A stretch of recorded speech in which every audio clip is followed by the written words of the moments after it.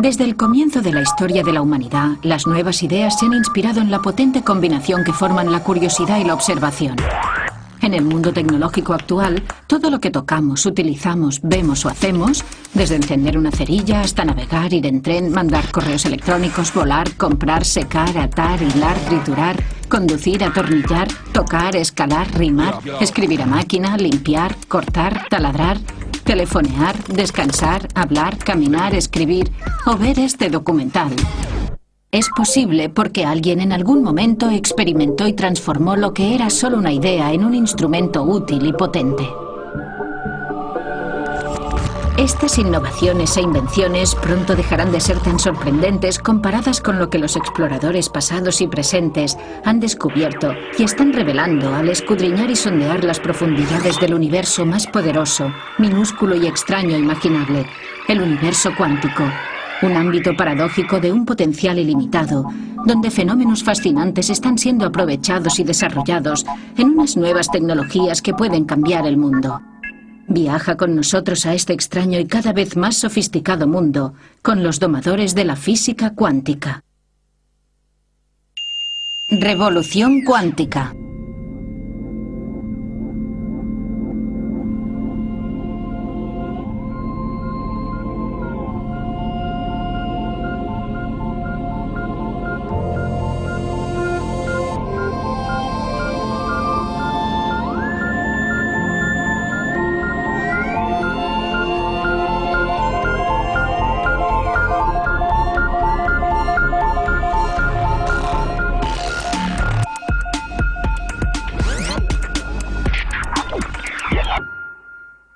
Los primeros indicios que tuvo la humanidad del universo cuántico aparecieron en 1900 con Max Planck, un físico brillante que trataba de averiguar por qué los objetos cambiaban de color al calentarse.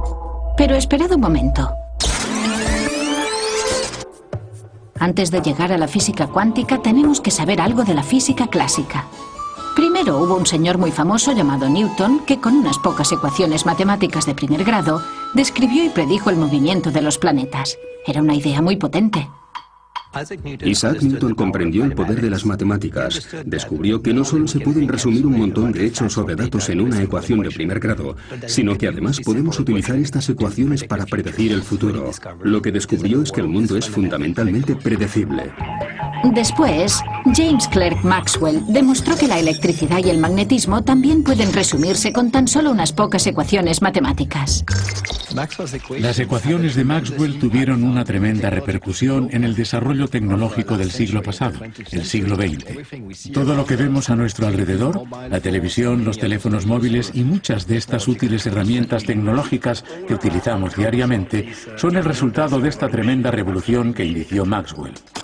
Entre Newton y Maxwell, los científicos pensaban que sabían cómo funcionaba el mundo real. Las cosas orbitaban las unas alrededor de las otras y casi todo lo que se transmitía, incluida la luz, se hacía en forma de ondas como las que se ven cuando las gotas caen sobre el agua.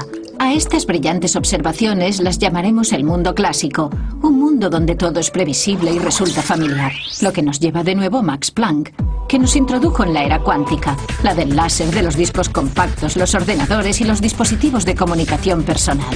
Pero Planck estudiaba algo que queda muy lejos de estos dispositivos futuristas. Lo que él trataba de descifrar era el misterio de por qué los objetos cambian de color al calentarse. Y os preguntaréis, ¿por qué alguien querría estudiar algo tan... A nosotros nos puede resultar algo aburrido, pero para los físicos era muy interesante. Y si Max Planck no hubiera encontrado fascinante este tema aparentemente aburrido, puede que ahora no tuviéramos la física cuántica. Al igual que Isaac Newton había utilizado las leyes de la física clásica para describir el mundo familiar que le rodeaba, Planck también quería utilizar este método para entender por qué los objetos cambiaban de color al calentarse. Pero lo que descubrió fue que las leyes de la física clásica no funcionaban, la respuesta que daban no era válida, de modo que intentó aplicar un método completamente nuevo, un conjunto de hipótesis matemáticas nuevas, y funcionó, consiguió la respuesta correcta. Pero el problema era que esta nueva hipótesis no se ajustaba a las leyes de la física clásica. Planck había dado una explicación muy precisa, pero que ni él mismo creía. La primera persona que se tomó en serio la idea de Planck fue un joven empleado de la Oficina Suiza de Patentes, Albert Einstein, a quien nadie conocía en aquel momento. Einstein descubrió algo que Max Planck no podía creer, que la luz no es solo una onda continua que a veces se comporta como una partícula. Es lo que los físicos llaman la dualidad onda-partícula.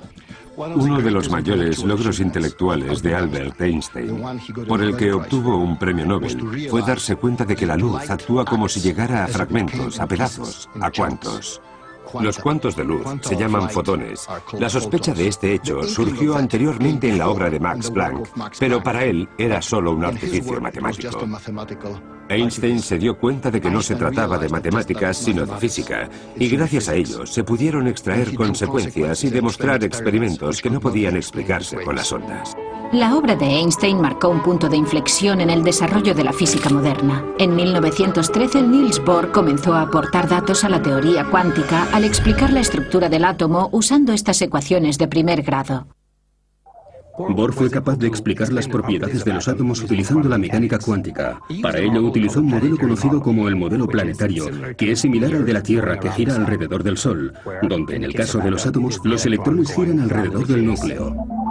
Las matemáticas de Bohr mostraron que los electrones no orbitaban alrededor del núcleo de un átomo como los planetas que orbitan al Sol. Solo podían girar alrededor del núcleo a ciertas distancias concretas, lo que los físicos cuánticos denominan distancias discretas o cuantificación.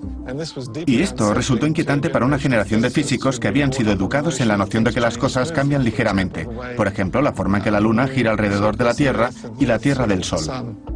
Pero la teoría de Bohr suponía que los electrones se comportaban como partículas. Hasta que no apareció el físico francés Louis de Broglie, no se demostró que las órbitas atómicas pueden explicarse suponiendo que los electrones, que normalmente se consideran partículas, también pueden comportarse como ondas. Pero estos postulados no explicaban todo el fenómeno y el enigma cuántico consistía en unos puntos desconectados que iban de Planck a Einstein, luego a Bohr y finalmente a de Broglie. Hacía falta una teoría para conectar los puntos y aclarar cómo una onda podía actuar como una partícula y viceversa, y explicar así el misterio de la dualidad onda-partícula de la luz y la materia. En 1925, Erwin Schrödinger formuló la famosa ecuación que lleva su nombre. La ecuación de Schrödinger sentó las bases de lo que terminó siendo una teoría completa de la mecánica cuántica. Y esta nueva teoría no solo dio a los científicos una receta universal para comprender todos los fenómenos cuánticos anteriores, sino que también les proporcionó una manera sistemática de explorar el mundo atómico para encontrar los efectos cuánticos nuevos e inesperados. En definitiva, la teoría cuántica supuso para los científicos lo que probablemente sea la teoría más exacta y más potente jamás concebida por la humanidad. Si bien el descubrimiento de la teoría cuántica fue enormemente útil como herramienta científica e hizo posible muchas de las tecnologías de hoy en día, en realidad planteó más preguntas que respuestas. Muchas de estas preguntas las ilustra el famoso experimento de la doble rendija, que incluso hoy en día les acelera el pulso a los físicos. El experimento de la doble rendija es en realidad una metáfora para explicar la dualidad onda-partícula. En la física clásica tenemos ondas, como las sonoras o las electromagnéticas, y también tenemos partículas como las bolas de billar. Pero a partir de la mecánica cuántica, una partícula como un electrón a veces también puede comportarse como una onda. El experimento de la doble rendija es muy emocionante para los físicos y muy fascinante para todos los interesados por la mecánica cuántica, porque contiene la esencia de la mecánica cuántica.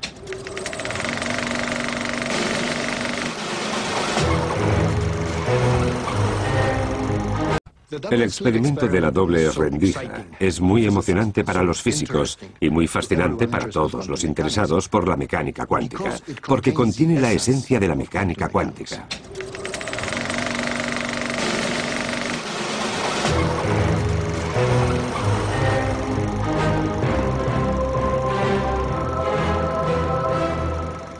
Double-slit experiment. A beam of electrons strikes a baffle with two narrow parallel slits in it, and then a screen.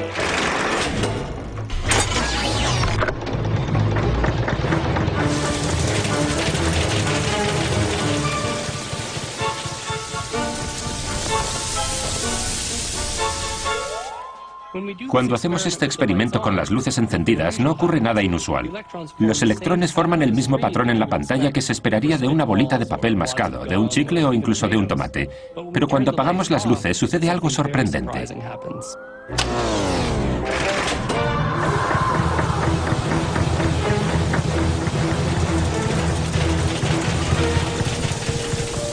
What one observes on the screen is a series of maxima and minima. Esta serie de máximos y mínimos se denomina patrón de interferencias. Los máximos son los sitios donde se acumulan los electrones. Los mínimos son los lugares que evitan. El patrón de interferencia es lo que esperaríamos ver al enviar ondas, no partículas, a través de la doble rendija.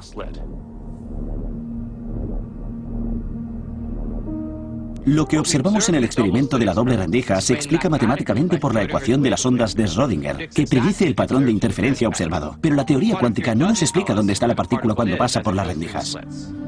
The essential difference between classical and quantum physics is that in classical physics one can predict both the positions and the velocities of particles, whereas in quantum theory one can't predict either. ¿Por qué es diferente el patrón de la pantalla según esté la luz encendida o apagada? En la física clásica, estamos acostumbrados al universo que funciona independientemente de que nosotros lo entendamos o no. Podemos observarlo, pero nunca cambia. Funciona según sus propias normas. Pero este no es el caso de la mecánica cuántica, donde si observamos algo, cambia su comportamiento. Pero ¿cómo es posible que en el mundo cuántico, solo por medio de la observación, podamos afectar el modo de comportarse de algo? En nuestro día a día, observar solo significa mirar, es una actividad pasiva. Pero hay que recordar que la observación siempre requiere luz, y en el mundo cuántico la luz viene en fragmentos llamados fotones. Para verlo, vamos a apagar las luces del cine de nuevo y ver exactamente lo que quieren decir los científicos cuando usan las palabras observación y medición. Para observar cómo pasan los electrones por las dos rendijas, hay que arrojar luz sobre ellos, pero al hacerlo los fotones pueden causar que los electrones se comporten de un modo diferente. En este caso, los fotones hacen que los electrones se comporten como partículas, por lo que el patrón de interferencia en la pantalla desaparece. Y ahora que sabemos lo que pasa cuando las luces están encendidas, la pregunta es, ¿qué pasa cuando las luces están apagadas?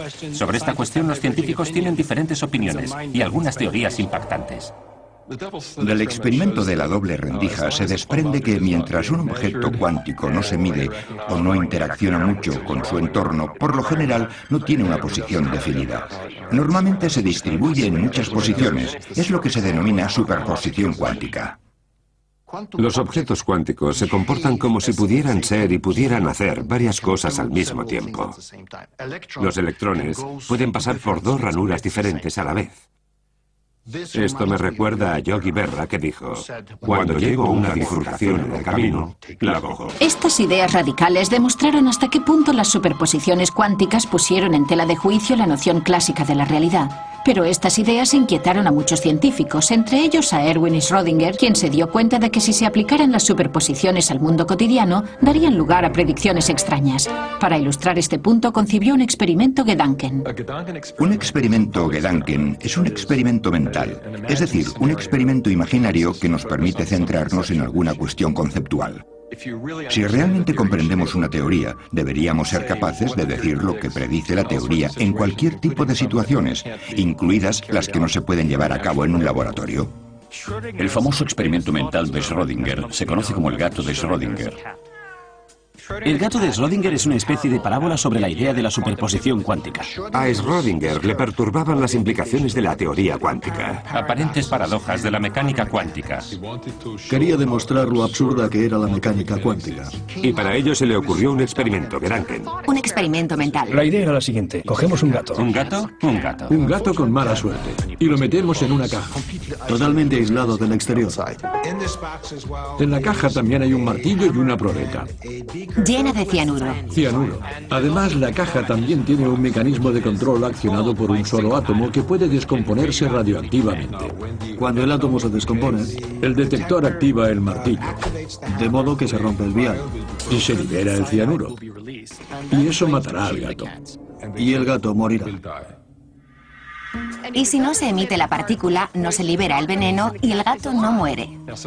Ahora supongamos que después de, digamos, una hora, hay una probabilidad del 50% de que el contador Geiger haya detectado algo. Hasta que no miremos dentro, existe la posibilidad de que el gato esté o bien vivo o bien muerto. Si creemos en la mecánica cuántica, el gato en ese momento se encuentra en un estado en el que está a la vez vivo y muerto.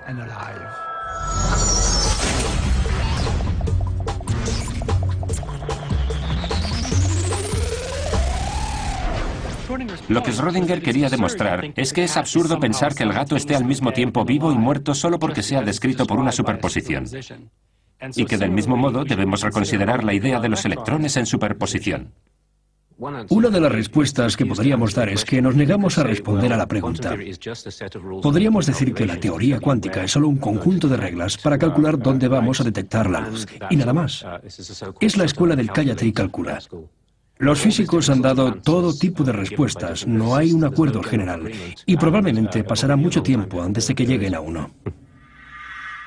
Ahora bien, mientras que los físicos pueden estar en desacuerdo acerca de si se debe tomar en serio la idea de que el gato está vivo y muerto a la vez, lo importante es que la superposición no se puede explicar en los términos de los conceptos clásicos, y eso es exactamente lo que hace que la mecánica cuántica sea tan intrigante. Al igual que a Schrödinger, a Einstein le seguía intrigando esta aparente paradoja. Einstein creía que se podría entender todo si se descubriera una teoría más exhaustiva, más completa. Para demostrarlo, se le ocurrió hacer un nuevo experimento Gedanken con sus colegas Boris Podolsky y Nathan Rosen en Princeton. Gracias a él, probaron que ciertas combinaciones o superposiciones de partículas pueden combinarse de un modo extraño y contradictorio que no puede explicarse con la mecánica clásica. El resultado es lo que se llama la paradoja Einstein-Podolsky-Rosen o EPR. La tesis en sí resultaba difícil de entender para las personas de a pie y quizá incluso para los científicos. ¿Listo? Vale. En una teoría completa, Hay un elemento que corresponde a cada elemento de la realidad. Una condición suficiente para la realidad de una cantidad física. Es la posibilidad de predecirla con certeza sin perturbar el sistema. De modo que, o bien la descripción de la realidad proporcionada por la función de onda de la mecánica cuántica no es completa, o bien estas dos cantidades no pueden tener una realidad simultánea. Por lo tanto, la conclusión a la que llegamos es que la descripción de la realidad proporcionada por una función de onda no es completa.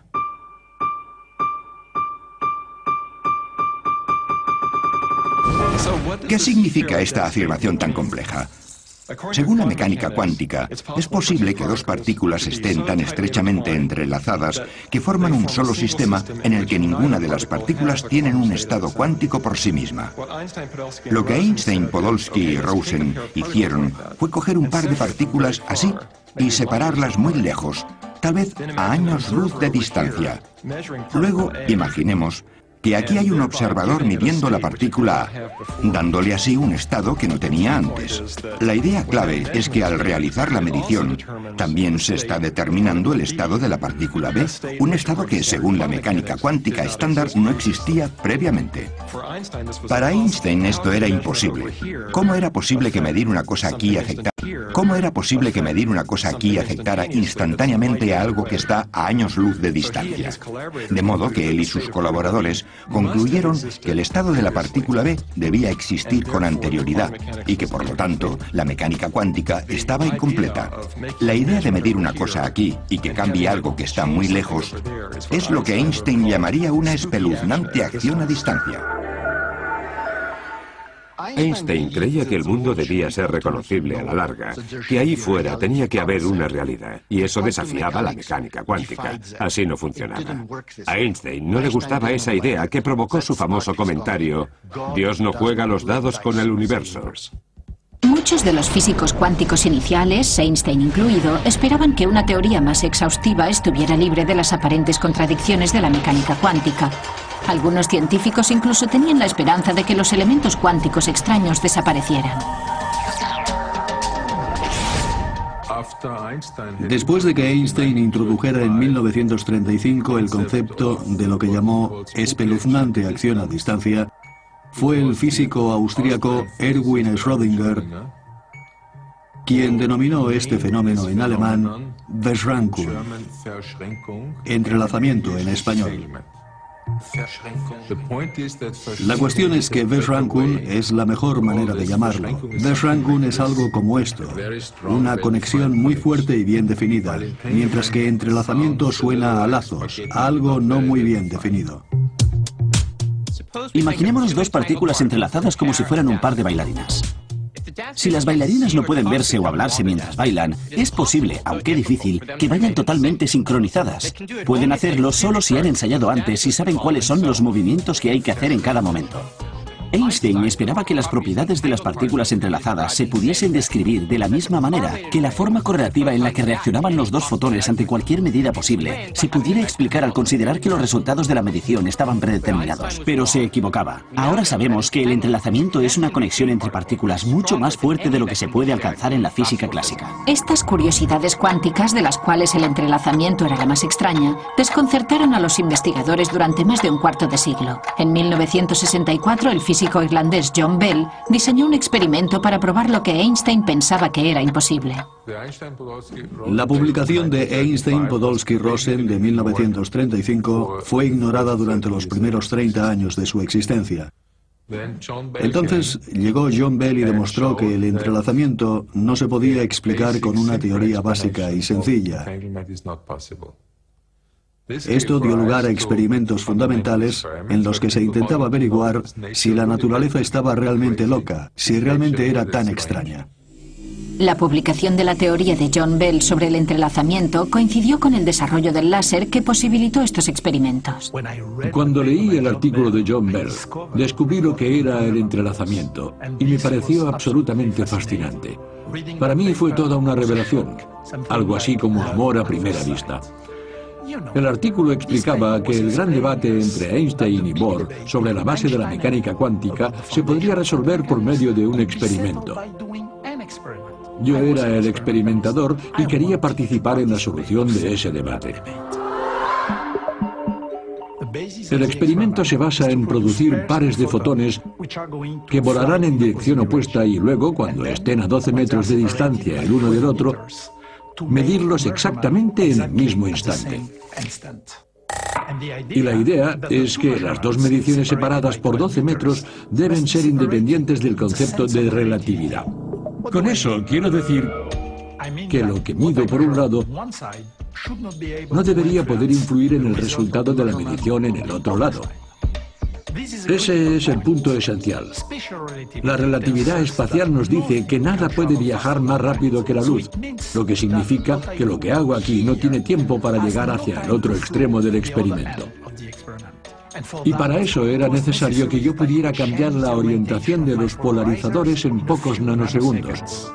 Conseguir hacerlo era crucial para el experimento. Y lo que hice fue medir la polarización de cada fotón.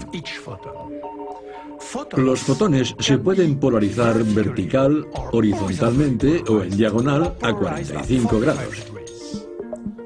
Pero la pareja de fotones entrelazados con resonancia paramagnética electrónica están polarizados al mismo tiempo vertical y horizontalmente. Es algo muy extraño. Tan extraño como el gato de Schrödinger, que está vivo y muerto. Y ahora la pregunta es, ¿cuál es el resultado de las mediciones?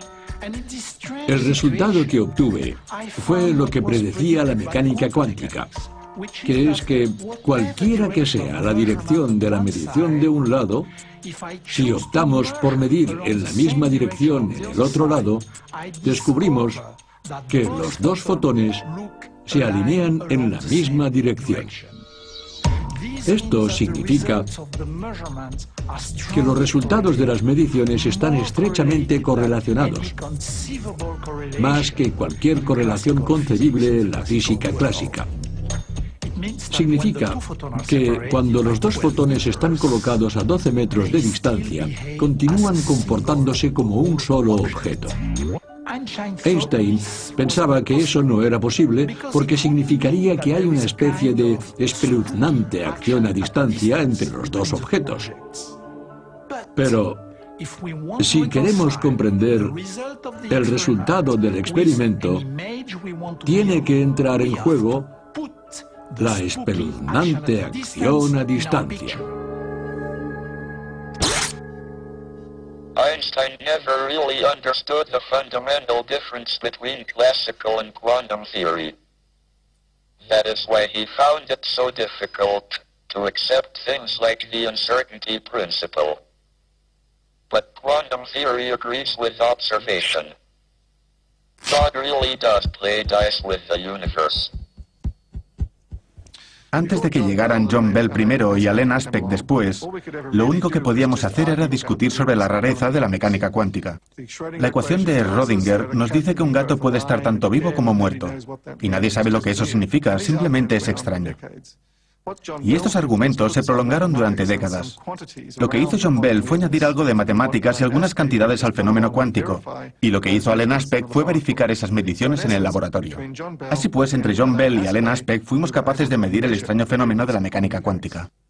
Los experimentos de Alain Aspect establecían que esos efectos cuánticos eran reales, aunque no quedaba claro cómo encontrarles el sentido con nuestro modo habitual de pensar.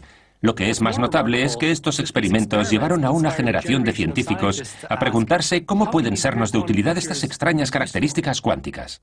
La mecánica cuántica nos da una descripción increíblemente precisa de la conducta de la luz y de la materia. Este descubrimiento ayudó a los científicos e ingenieros del siglo XX a desarrollar todo tipo de tecnologías, como por ejemplo el láser y el transistor, que son el núcleo de nuestro mundo electrónico. Estos dispositivos cuánticos a una escala relativamente grande funcionan sin mostrar de un modo explícito los aspectos extraños de la mecánica cuántica. Estas tecnologías que nos resultan tan familiares son producto de la primera revolución cuántica. Pero ahora ha llegado una segunda revolución cuántica gracias a dos acontecimientos importantes. El primero es la capacidad tecnológica de controlar directamente la rareza del mundo cuántico, incluidas la superposición y el entrelazamiento. Y el segundo es el nacimiento de la era de la información. Así que aquí viene la información cuántica, o la IQ si estamos enviando un SMS. Lo que me hizo pensar en la información cuántica fue que en 1985 leí un artículo del físico estadounidense Richard Feynman, en el que hablaba de la posibilidad de que los ordenadores operaran sobre principios cuánticos. Fue algo totalmente revelador. Porque hasta aquel momento yo estaba más acostumbrado a pensar en la información en términos muy abstractos. En el mundo cotidiano nos resulta difícil separar la idea de la información del contenido y el significado. Pero podemos hacernos una idea de por qué la información es física, si pensamos, por ejemplo, lo que haríamos si se nos pidiera que señaláramos una información. Siempre señalaríamos un pedazo de papel con algunas notas, aunque también una fibra óptica o un disco duro. En el caso del disco duro, vemos que la información tiene realmente un contenido físico. Si queremos guardar información en, digamos, un disco duro de 100 gigabytes, tenemos que pagar un dinero. Tenemos que ir a comprarlo. Si queremos guardar información en, digamos, un disco duro de 100 gigabytes, tenemos que pagar un dinero. Tenemos que ir a comprarlo. El hecho de que haya una cantidad física por la cual pagas un dinero nos dice que en realidad la información es física. Por ejemplo, yo estoy hablando con vosotros ahora y la información se transmite mediante el sonido. Podría escribir una carta y la información se almacena en forma de tinta y de marcas sobre el papel. Una vez entendemos que la información es física, empezamos a preguntarnos si las leyes de la física limitan el modo en el que se procesa la información. O en el caso de la física cuántica nos proporciona un mecanismo completamente nuevo para procesar y comunicar la información. Información. Esto es la información y su uso adecuado puede traer una nueva dignidad a la humanidad. Ahora estaréis pensando, ¿información clásica? ¿Información cuántica? ¿Hay alguna diferencia? Sí que la hay, y todo empieza con el humilde bit. El bit es la unidad básica de la información clásica, que se encapsula en un sistema físico que puede tener dos estados, ya sea encendido o apagado, cargado o descargado, que está aquí o allí, o en términos matemáticos, un 0 o un 1. En el mundo cuántico, tenemos bits cuánticos o qubits, y estos qubits pueden estar superpuestos y estar en 0 y en 1 al mismo tiempo. Es la capacidad de manipular el mundo a ese nivel de fenómeno cuántico de las superposiciones cuánticas, lo que nos permite realizar tareas computacionales en la mecánica cuántica que son imposibles o por lo menos muy difíciles por medio de ordenadores convencionales. Nuestras tecnologías se están acercando ya a los límites de la información cuántica y los transistores se están acercando al tamaño de un bit cuántico o qubit. Esto es lo que llamamos la ley de Moore, en honor al fundador de Intel, que predijo hace 20 años que esto ocurriría. Y de hecho, en el transcurso de los próximos 20 años, se espera que los transistores, que son el corazón de nuestros dispositivos informáticos, alcancen el tamaño de un solo átomo. La segunda revolución cuántica consiste hoy en día en ser capaces de manipular sistemas cuánticos individuales, moléculas individuales, átomos individuales o, en mi caso, fotones individuales. Hasta ahora, después de la primera revolución cuántica, hemos sido capaces de manipular conjuntos. Por ejemplo, un láser produce miles de millones de fotones, no fotones individuales, sino miles de millones. Y hoy, el hecho de que se puedan manipular y dominar cuantos individuales, como los llamamos, abre toda una nueva era de desarrollo tecnológico. Uno de los primeros logros de esta segunda revolución cuántica es la capacidad de los físicos de construir herramientas increíblemente precisas como un reloj atómico, el dispositivo para medir el tiempo más preciso del mundo. Actualmente, la precisión de los relojes atómicos es tal que si fabricáramos un reloj y lo dejáramos funcionando durante 60 millones de años, no perdería más de un segundo. Y resulta que la precisión y el control cuántico que podemos conseguir con los átomos que utilizamos para los relojes atómicos es también la base de los qubits. Si podemos controlar qubits individuales, tendremos un reloj impresionante. Si además los juntamos y controlamos las interacciones de cientos de ellos a la vez, no solo tenemos un reloj cuántico mayor, sino que además creamos un ordenador cuántico, posiblemente la invención más importante de nuestro tiempo. La informática cuántica puede considerarse una revolución en la teoría de la informática. Nosotros creemos que los ordenadores cuánticos podrán realizar ciertas tareas exponencialmente más rápido que los ordenadores clásicos. ¿Y por qué? Existe una tesis fundamental en la informática llamada la tesis de Church-Turing, que dice que todos los ordenadores normales clásicos son esencialmente equivalentes. No es que trabajen exactamente a la misma velocidad, pero sí que actúan siguiendo las mismas normas. Se comportan de manera similar. Si intentamos realizar alguna tarea con, por ejemplo, un portátil, y luego intentamos hacer lo mismo con otro ordenador, se comportan más o menos igual. La computación cuántica es completamente diferente. No funciona igual. Quantum computers are based on the fact that the quantum state of a computer memory contains much more information than its classical description. El ordenador cuántico también será diferente en el sentido de que manipulará y almacenará bits cuánticos en vez de bits clásicos. Los bits clásicos pueden tener dos estados, 0 o 1. Los bits cuánticos pueden tener muchos estados. Y esta nueva variedad de posibilidades conduce a nuevos fenómenos tales como el entrelazamiento y la interferencia. Creemos que eso es lo que puede dar a un ordenador cuántico toda su potencia, estos nuevos fenómenos. Pero exactamente cuánta potencia más y con qué fin. Una de las primeras aplicaciones de los ordenadores cuánticos, y una de las más útiles, es simular sistemas cuánticos. Seguramente no sea algo que la mayoría de la gente quiera hacer en casa, pero tiene unas aplicaciones potenciales enormes. Para entender la simulación cuántica es importante saber para qué necesitamos la simulación. Pensemos en un simulador de vuelo. ¿Para qué tenemos un simulador de vuelo? El simulador de vuelo es una caja que tiene un volante, una palanca, un cuadro de instrumentos, etc., y que se mueve hacia adelante y hacia atrás, arriba y abajo. Con él podemos simular el aterrizaje de un 747. ¿Y para qué lo queremos?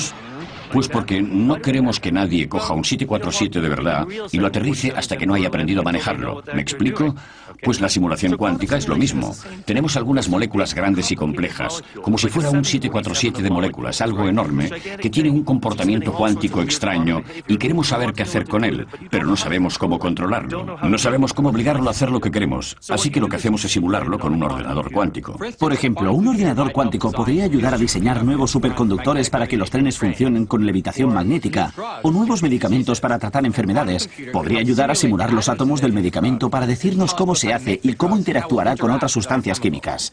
Para los físicos, los químicos y los biólogos, todo esto es muy importante. La química de los átomos, el comportamiento de los materiales, todo dependerá de la mecánica cuántica y un ordenador cuántico puede simularlo a la perfección. Hay otros que prevén que las tecnologías cuánticas tendrán un papel diferente. La mecánica cuántica nos está dando las herramientas para detectar cosas mejor de lo que hemos podido hacer hasta ahora.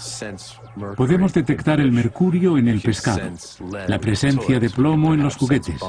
Quizá podríamos detectar bombas en la carretera.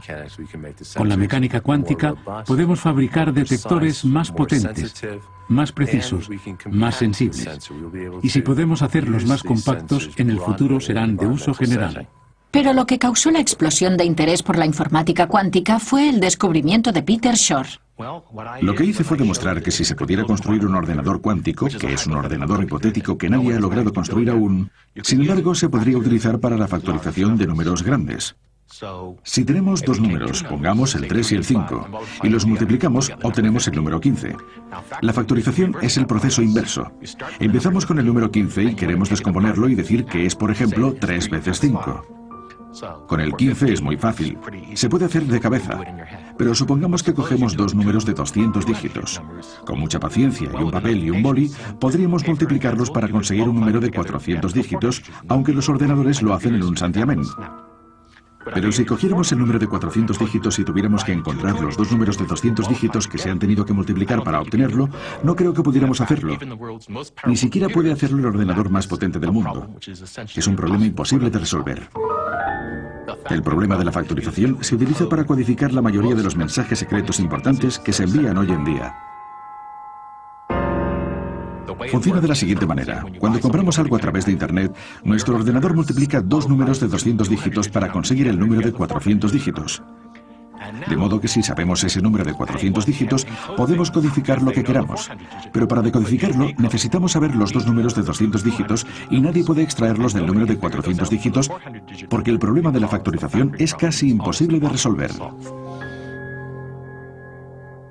El descubrimiento de Shor fue muy inquietante, porque básicamente lo que venía a decir era, dame un ordenador cuántico y podré craquear el método más común y más importante de codificar información secreta.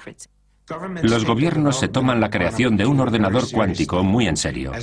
Es una amenaza. Puede descifrar muchos de los códigos de cifrado que se utilizan hoy en día, incluidos los utilizados en los satélites, en los bancos y en las tarjetas. Es una amenaza. Puede descifrar muchos de los códigos de cifrado que se utilizan hoy en día, incluidos los utilizados en los satélites, en los bancos y en las tarjetas de crédito para proteger las comunicaciones. Pero así como los físicos teóricos vieron que un ordenador cuántico podría descifrar mensajes secretos, también se dieron cuenta de que los efectos cuánticos podrían utilizarse para crear los códigos más secretos del mundo, los códigos cuánticos, y proporcionar así un modo extremadamente secreto de mantener la información privada. En la criptografía clásica, por lo general se parte del supuesto de que el sistema es seguro porque el supuesto espía, no puede resolver un problema computacional difícil. La criptografía cuántica funciona sobre un principio diferente. Es imposible descifrar un código criptográfico cuántico si no se violan las leyes de la física. Con la criptografía cuántica es imposible espiar durante la transmisión sin ser detectado. Es lo que podríamos llamar el efecto del observador ruidoso. Es como cuando estás en una fiesta y escuchas la conversación de la pareja de al lado. Ellos saben, sin mirar siquiera, que los estás escuchando. La criptografía cuántica ya se está utilizando a un alto nivel para asegurar los resultados de las elecciones de Suiza. En este laboratorio hemos desarrollado la tecnología básica de la criptografía cuántica. Lo que asegura la criptografía cuántica es el enlace de fibra óptica que conecta el lugar en que se encuentran las papeletas con el lugar donde se encuentran los ordenadores del Estado. Y esa ha sido la primera aplicación pública y material de la información cuántica. La criptografía cuántica es solo una de las muchas potentes herramientas cuánticas que se están desarrollando e instalando en este momento. Pero la aplicación más fantástica y asombrosa es un fenómeno llamado la teletransportación cuántica. La teletransportación cuántica no tendrá nada que ver con lo que vemos en la ciencia ficción, porque de hecho no se transmite materia de un punto a otro. Lo que se transmite es la información cuántica. La teletransportación cuántica se hace posible gracias al entrelazamiento. Se utiliza el entrelazamiento de dos fotones para transmitir la información de uno hacia el otro. En 2004 hicimos un experimento de teletransportación cuántica a través del río Danubio. Colocamos un cable de fibra de vidrio que iba de una orilla a otra, separadas por una distancia de 600 metros. La fibra cruzaba el río a través de una alcantarilla, por lo que lo llamamos el experimento del tercer hombre, en referencia a la película El tercer hombre que se rodó en las alcantarillas de Viena, interpretado por Orson Welles. Esta es la única película donde la música la interpreta una cítara. Creamos estos fotones entrelazados arrojando un láser muy potente en un cristal especial, que hace que un fotón de alta energía pueda descomponerse en dos fotones de baja energía que luego se entrelazan. Enviamos uno de los fotones hacia el otro lado del río y el otro lo mantenemos en el sitio. Este fotón se encuentra con el tercero, el que será teletransportado. Al entrelazar estos dos, las propiedades cuánticas del tercero se transfieren a la partícula del otro lado del río y termina la teletransportación. La teletransportación cuántica es una de las manifestaciones más bonitas del entrelazamiento. Con la teletransportación cuántica tenemos algo, el estado cuántico o la estructura esencial de la materia, que desaparece en un lado y vuelve a aparecer en el otro lado sin ni siquiera existir entre medio. Pero el experimento de 2004 es Schnee von gestern, que quiere decir nieve de ayer. Algo pasado. A la larga queremos llegar hasta los satélites y establecer la comunicación cuántica a escala mundial. Ahora conocemos el poder de la información cuántica, pero ¿qué se necesita para aprovechar al máximo el potencial de esta tecnología? ¿Qué hace falta para construir un ordenador cuántico? The principles of quantum computing are well understood. It is only their implementation in practice that is difficult. En principio, la construcción de un ordenador cuántico no supone ningún problema, eso está claro. Sabemos cómo juntar las cadenas de las operaciones cuánticas sobre el papel y la forma en que acabarán proporcionándonos un ordenador cuántico. El problema está en trasladarlo al hardware real. No sabemos qué aspecto tendrá un ordenador cuántico, porque aún no tenemos ninguno. Tenemos un modelo teórico y estamos buscando y haciendo pruebas con los dispositivos físicos que pueden poner en práctica nuestro modelo teórico. Un ordenador cuántico requiere el mantenimiento de superposiciones cuánticas para que funcione correctamente. Al igual que en el experimento de la doble rendija, donde la superposición y el patrón de interferencia resultante en la pantalla se perdían si el electrón se observaba o se medía de alguna manera, el ordenador cuántico deriva su potencia especial del mantenimiento a gran escala de todas las superposiciones de los qubits. Esto significa mantener el ordenador cuántico muy bien aislado de su entorno y protegido de interacciones no deseadas hasta la finalización del cálculo, y eso es algo muy difícil de hacer. La principal dificultad de construir un ordenador cuántico es mantener su estado cuántico, y eso significa mantenerlo completamente aislado. Los sistemas cuánticos tienen una característica enojosa, y es que cuando difunden la información sobre ellos mismos, dejan de ser cuánticos. Por eso, el aislamiento es uno de los problemas clave en la construcción de ordenadores cuánticos. Los objetos cuánticos o físicos grandes se componen de miles de millones de partículas. Cada una de estas partículas es una partícula cuántica, pero cuando se juntan un gran número de partículas, cada una de estas partículas interactúa con el entorno. En los sistemas cuánticos, el entorno se refiere a todas las cosas que rodean el sistema de partículas cuánticas, como el polvo o los campos magnéticos, la radiación, cualquier cosa que pueda provocar un comportamiento no deseado en el sistema que se está tratando de controlar. Los estados de superposición son muy difíciles de conservar. En el laboratorio del Dr. Wineland, los qubits se almacenan en una trampa de iones. La analogía de la trampa de iones con la canica en el cuenco es la siguiente.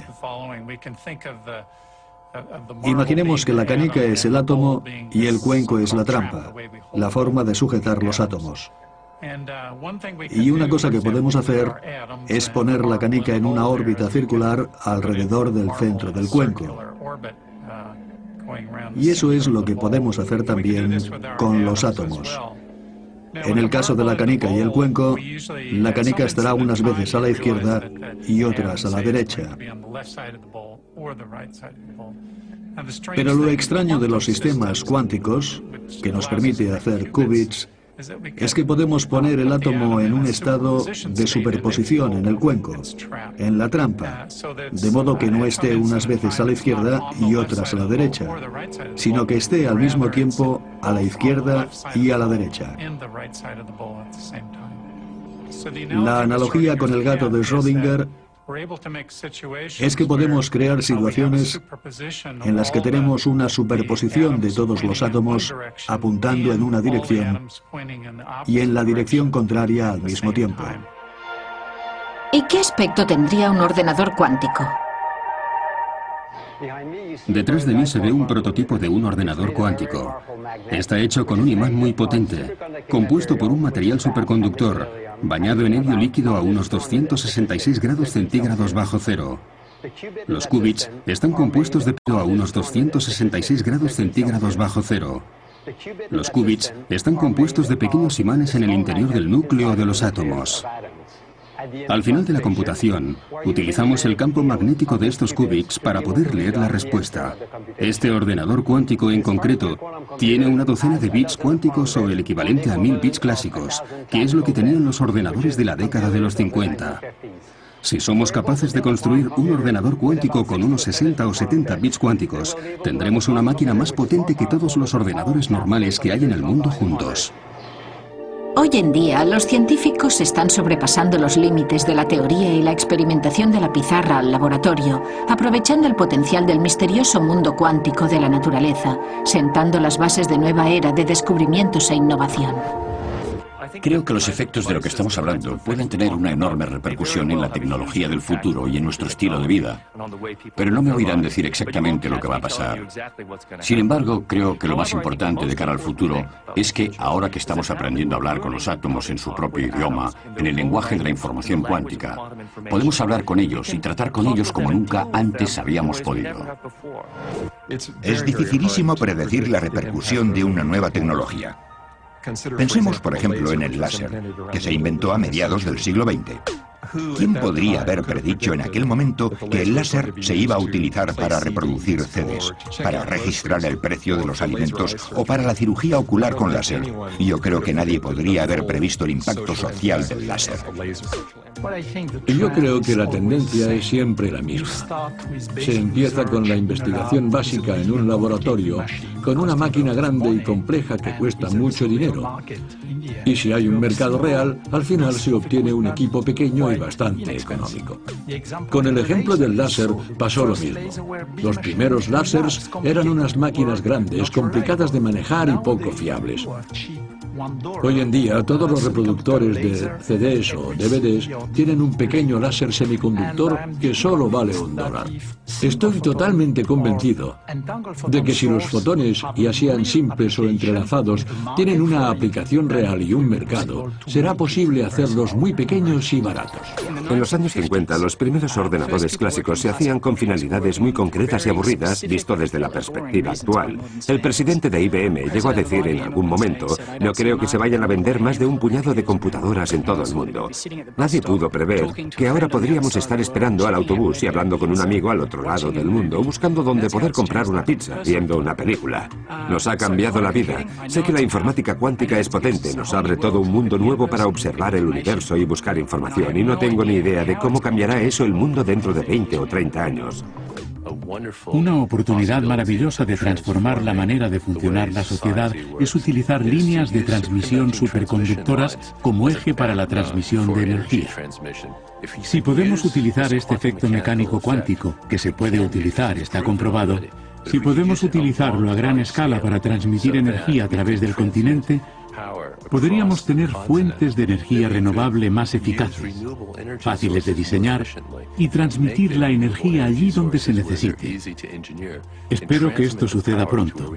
De hecho, podría ocurrir muy pronto. Es verdad que la mecánica cuántica es muy extraña, pero también lo era la capacidad de volar de los humanos antes de que descubriéramos cómo construir aviones y cohetes para contrarrestar los efectos de la gravedad.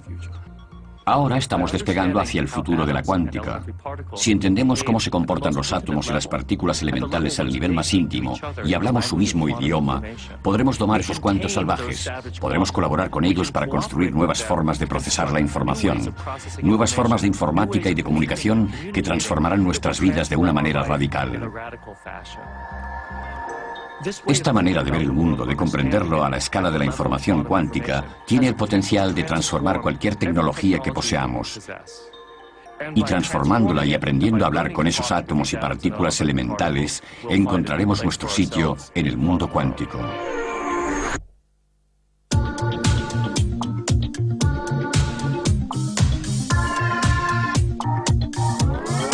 Quantum theory, quantum theory.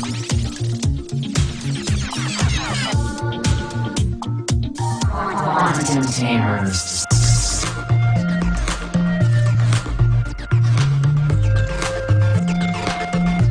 The potential is huge.